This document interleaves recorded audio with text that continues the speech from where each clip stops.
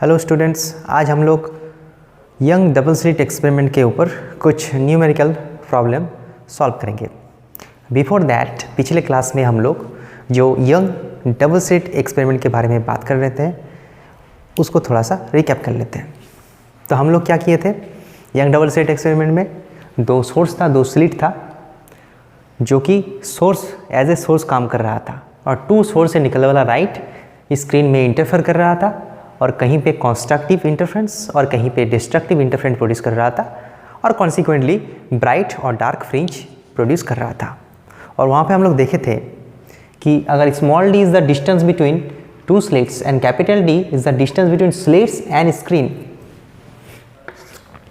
Then we'll have fringe width is equals to D lambda by D.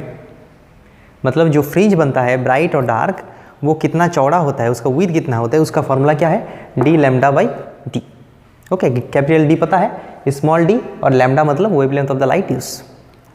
तो यही formula से यही सारा प्रॉब्लम हम लोग इजीली सॉल्व कर सकते हैं। तो पहला प्रॉब्लम को देख लेते हैं। Calculate the fringe width in a Young double slit experiment. Okay, where distance between slits are 0.1 mm। मतलब ये जो स्लिट्स है इन दोनों का बीच का जो डिस्टेंस है वो very small distance 0.1 mm and distance of screen from slit is 1 meter and this distance is 1 meter. Given wavelength of the light used is 6000 angstrom और light जो यूज़ किया है उसका wavelength कितना है 6000 angstrom।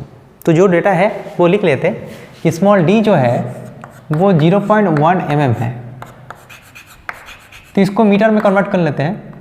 0.1 इंटू 10⁻³ मीटर मतलब 10⁻⁴ metre लिख सकते हैं।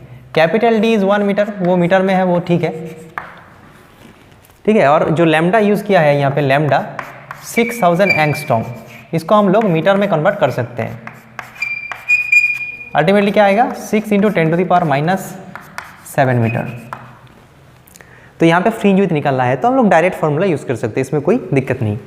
सो fringe width beta is equals to D lambda by T. d मतलब क्या 1, लैम्डा मतलब 6 इंटू 10⁻⁷ और d 10⁻⁴। तो ये कितना हो जाएगा 6 into 10⁻³ metre. That's okay, 6 into 10⁻³ metre. इसको मिलीमीटर करेंगे तो क्या होगा 6 mm। ठीक है, तो जो फ्रिंज विड्थ होगा इतना होगा 6 mm इसका फ्रिंज विड्थ होगा। इस तरीके से हम लोग इजीली इसको कैलकुलेट कर सकते हैं। दूसरे प्रॉब्लम को देख लेते हैं, ये थोड़ा सा कॉन्सेप्चुअल है।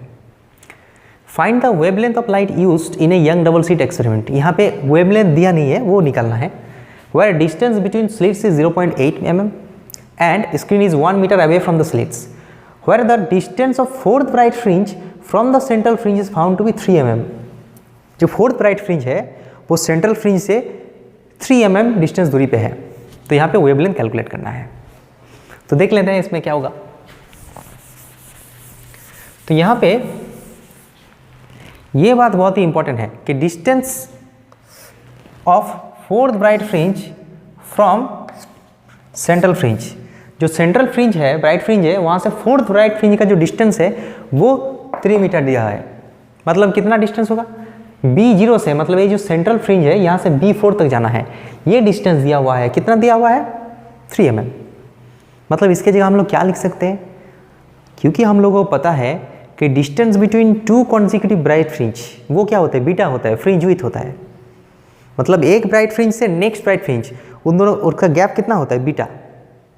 तो ऐसे अगर हम लोगों को B0 से B4 तक जाना है तो क्या होगा, वो 1 2 3 4 बीटा लिख सकते कि नहीं लिख सकते।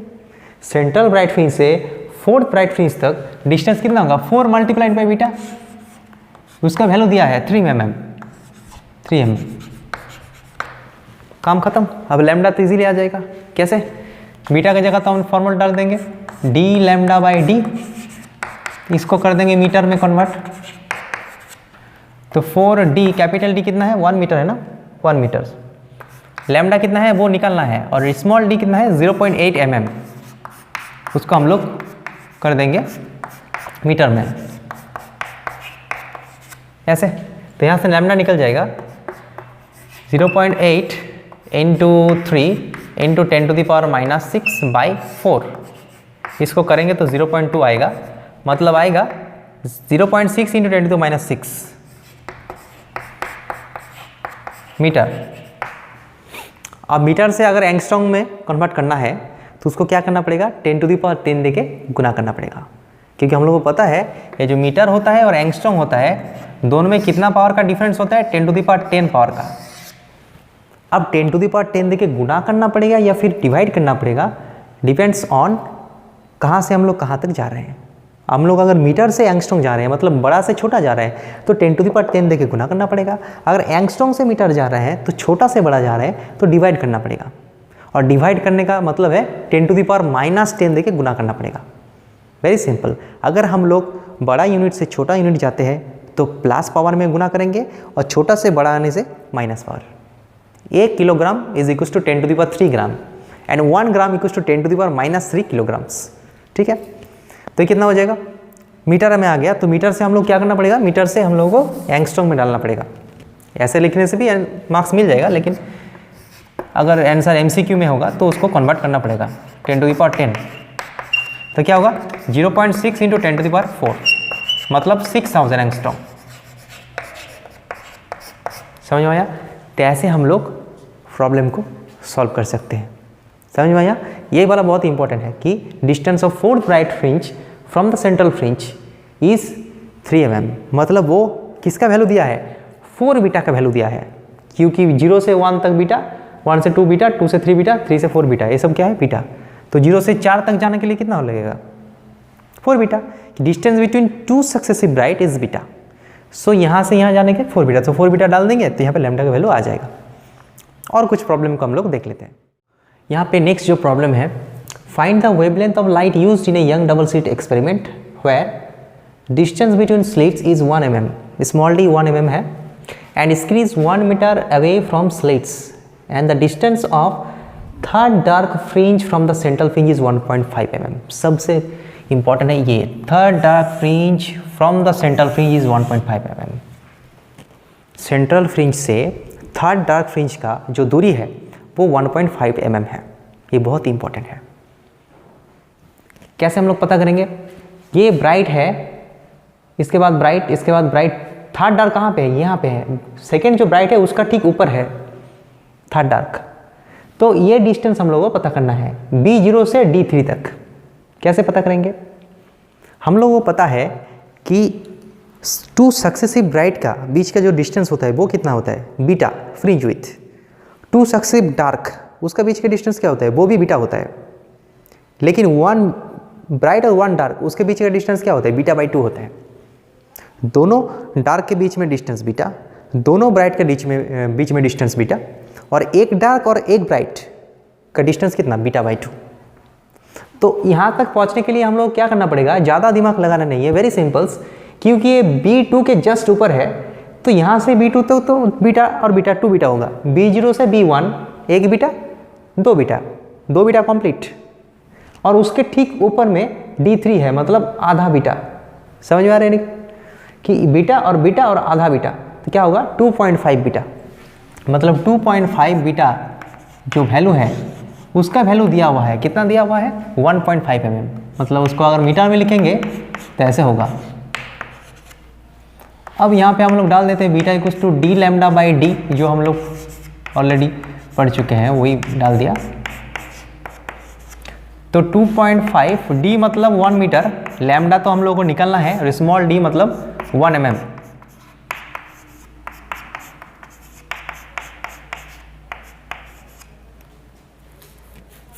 ठीक है, 2.5 मतलब 5/2 लिख सकते हैं इसको। ओके, तो यहाँ पे लैम्डा कितना हो जाएगा, लैम्डा हो जाएगा 1.5 इंटू 10⁻⁻6 बाई 2.5। पॉइंट उठा सकते हैं यहाँ पे, 5 3 जा 15, 5 5 जा 3/5, मतलब 0.6 10⁻⁻6 मीटर। इसको अगर एंगस्ट्रॉम में कन्वर्ट करेंगे तो 10⁻10 देके गुना करना पड़ेगा। तो अल्टीमेटली क्या हो जाएगा, 0.6 इंटू 10⁻4 मीटर, और सिंपल 6000 एंगस्ट्रॉम ये आ जाएगा। ठीक है, तो इस तरीके से हम लोग इसका सॉल्यूशन कर सकते हैं। यहाँ पे सबसे इम्पॉर्टेंट जो बात है वो है ये थर्ड डार्क फ्रिंज का डिस्टेंस सेंट्रल फ्रिंज से 1.5 है। तो थर्ड डार्क फ्रिंज कहाँ पे है? सबसे आसान तरीका है ये डायग्राम बना लो, बीच में बना लो B0, B1, B3 ऐसे लिख लो। उसके बाद डार्क का पोजीशन भी लिख लेंगे। उसके बाद हम लोग यहाँ से कैलकुलेशन कर सकते हैं। क्योंकि डार्क 3 B2 के जस्ट ऊपर है तो हम लोग क्या करेंगे, B0 से B1, B1 से B2, 2 फुल डिस्टेंस बीटा और बीटा, और यहाँ पे आधा बीटा, तो 2.5 बीटा होगा। तो ऐसे हम लोग इसका सॉल्यूशन इजीली निकाल सकते हैं। ये अगर डिटरमाइन कर लिया तो बाकी काम तो बहुत आसान है। अब नेक्स्ट प्रॉब्लम को देख लेते हैं। ये प्रॉब्लम थोड़ा सा MCQ टाइप का है, मतलब ये JEE और नीट के लिए बहुत ही यूजफुल है। तो नेक्स्ट जो प्रॉब्लम है, the fringe width in a Young double slit experiment is beta, मतलब यंग डबल स्लिट एक्सपेरिमेंट में जो फ्रिंज विथ मिल रहा है वो बीटा है। If the setup is immersed in water then the fringe width becomes, 4 option दिया हुआ है। अगर पूरा एक्सपेरिमेंटल सेटअप को अगर वाटर के अंदर हम लोग डाल देते हैं तो उसमें फ्रिंज विथ में क्या बदलाव आएगा, अगर आएगा तो कौन सा ऑप्शन करेक्ट है, नया फ्रिंज विथ क्या होगा वो निकलना पड़ेगा, बहुत ही इंपॉर्टेंट। तो हम लोग फ्रिंज विथ का फॉर्मूला देख लेते हैं। फ्रिंज विथ का जो फॉर्मूला था वो क्या था, beta is equals to D lambda by T. अब यहाँ पे हम लोगों को सोचना पड़ेगा, अगर हम लोग एक्सपेरिमेंटल सेटअप को वाटर के अंदर डाल दें, वाटर का रिफ्रैक्टिव इंडेक्स 4/3 होता है, तो उसमें क्या बदलाव आएगा। वाटर के अंदर डालने से स्मॉल डी तो नहीं बदल जाएगा, स्लिट विथ वो नहीं बदलेगा, कैपिटल डी जो है वो भी नहीं बदलेगा। तो कौन सा चीज़ बदल जाता है, मीडियम चेंज होने से कौन सा चीज़ बदल जाता है, लैम्डा बदल जाता है। क्योंकि हम लोगों को पता है कि lambda is inversely proportional to refractive index. ये कहाँ से आया देखते हैं। v इज इक्वल्स टू क्या होता है, nu lambda, frequency multiplied by lambda is equals to velocity, और वेलोसिटी की जगह हम लोग क्या डाल सकते हैं, velocity of the light in vacuum divided by mu, refractive index of the medium. कोई भी एक मीडियम में लाइट का वेलोसिटी क्या होता है, c/μ होता है। तो अल्टीमेटली क्या हो गया, अल्टीमेटली देखो लैम्डा इज प्रोपोर्शनल टू 1/μ हुआ कि नहीं हुआ, क्योंकि ये तो कांस्टेंट है और ये भी कांस्टेंट है। फ्रीक्वेंसी क्या होता है, हमेशा कांस्टेंट होता है। फ्रीक्वेंसी ऑफ द लाइट वो मीडियम बदलने से नहीं बदलता है, वो सोर्स का प्रॉपर्टी होता है। मीडियम बदलने से क्या क्या बदलता है, एक तो है वेलोसिटी बदल जाता है, अलग अलग मीडियम में लाइट का वेलोसिटी अलग अलग होता है। नंबर 2 उसका वेवलेंथ बदल जाता है। वेवलेंथ तो बदलना ही है, क्योंकि अगर वेलोसिटी चेंज आ रहा है, वेलोसिटी में चेंज आ रहा है मतलब वेवलेंथ में चेंज आएगा, फ्रीक्वेंसी में तो चेंज नहीं आता है। तो यहाँ पे हम लोग देख लिए कि lambda is proportional to 1/μ, mu बढ़ेगा तो लैम्डा घटेगा इन्वर्स रेशियो में। तो यहाँ पे क्या लिख सकते हैं, ए बीटा है, सेकेंड टाइम में जो बीटा डैश हो जाएगा, नया बीटा बनेगा, वहाँ पे क्या होगा, डी और स्मॉल डी में कोई बदलाव नहीं आएगा, वो तो सेम है। लैम्डा की जगह क्या हो जाएगा, लैम्डा बाई म्यू हो जाएगा, होगा कि नहीं होगा। यहाँ पे म्यू बढ़ गया है, कितना बढ़ गया है म्यू, पहले 1 था ER में था, अब वाटर में चला गया 4/3 में, तो म्यू बढ़ गया है। तो म्यू टाइम्स क्या होगा, लैम्डा घट जाएगा, क्योंकि म्यू के साथ लैम्डा इन्वर्सली प्रोपोर्शनल है। तो म्यू अगर दुगना बढ़ेगा तो लैम्डा दुगना घट जाएगा। तो नया जो लैम्डा बनेगा, लैम्डा डैश, यहाँ पे हम लोग लैम्डा डैश मानते हैं, तो लैम्डा डैश की जगह क्या लिखेंगे, लैम्डा डैश की जगह लिखेंगे लैम्डा बाई म्यू। तो डी लैम्डा बाई डी रहेगा, और म्यू की जगह क्या डालेंगे, म्यू की जगह 4/3, सो क्या हो जाएगा 3/4 हो जाएगा। तो ये तो इनिशियल बीटा है जो पहले था, सो 3 बीटा बाई 4, मतलब जो नया बीटा बनेगा वो क्या होगा 3/4 हो जाएगा। ठीक है, ये तो नॉर्मल वे में किया, और एक शॉर्टकट में हम लोग कर सकते हैं बीटा प्रोपोर्शनल टू लैम्डा, क्योंकि ये और ए कांस्टेंट है तो हम लोग इसको चुटकी में सॉल्व कर सकते हैं। Beta proportional to lambda and lambda proportional to 1/μ। So ultimately दो मिला के हम लोग बोल सकते हैं बीटा प्रोपोर्शनल टू 1/μ।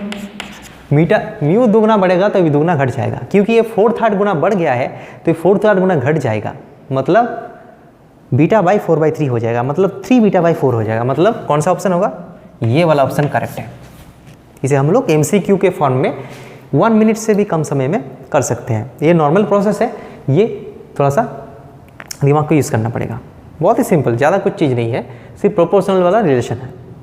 ओके, तो ये है इसका सॉल्यूशंस नंबर 4। अब हम लोग नेक्स्ट प्रॉब्लम को देख लेते हैं। यहाँ पे बोला है कि fringe width of A Young double slit experiment is 1 mm। Okay, fringe width 1 mm है। If the distance between slit becomes half and the distance of skin of the slit is doubled and the whole setup is immersed in water. यहाँ पे बहुत सारा factors है, बहुत सारा चीज़ यहाँ पे किया हुआ है।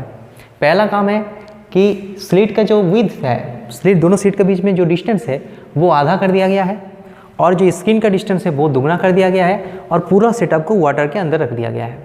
तो इसमें क्या चेंज होगा, मतलब नया जो फ्रिंज विड्थ होगा वो क्या होगा। तो इसे समझने से पहले हम लोग क्या करेंगे, जो ओरिजिनल फार्मूला है उसको लिखते हैं, beta is equals to D lambda by d. इसको दो तरीके से हम लोग सॉल्व कर सकते हैं, एक नॉर्मल वे में और एक 30 सेकंड के अंदर हम लोग सॉल्व कर सकते हैं। नॉर्मल वे में करेंगे तो क्या होगा, देखो बीटा डैश जो नया बीटा बनेगा वो क्या होगा, D dash lambda dash by small D dash. सब कुछ चेंज हो गया है। जो डी डैश है मतलब स्क्रीन का डिस्टेंस है स्लिट से बड़ा डिस्टेंस, वो कितना कर दिया गया है, दुगना कर दिया गया है। मतलब डी डैश के जगह हम लोग 2 इंटू डी ले सकते हैं। और क्योंकि ए मीडियम चेंज हो गया है, म्यू टाइम्स बढ़ गया है रिफ्रैक्टिव इंडेक्स, तो लैम्डा क्या होगा, लैम्डा डैश जो होगा पिछले वाला लैम्डा के कंपेयर में म्यू टाइम्स घट जाएगा। मतलब क्या हो जाएगा, लैम्डा बाई म्यू, म्यू मतलब क्या होगा 4/3। और जो डी डैश है, डी डैश क्या होगा, डी डैश क्या कर दिया गया, आधा कर दिया गया है। तो यहाँ पे क्या करेंगे, d/2। तो अल्टीमेटली अगर इसको करेंगे तो क्या हो जाएगा, D lambda by 3d lambda by small D होगा। यहाँ पे 2 ऊपर जाएगा और 4 कैंसिल आउट हो जाएगा। मतलब हम लोग देख रहे हैं कि ये क्या हो गया, 3 इंटू बीटा हो गया। D lambda by D initial beta था, फाइनल जो बीटा डैश बना वो हो गया 3 मल्टीप्लाइड बाई बीटा। अब बीटा का वैल्यू क्या था, 1 था।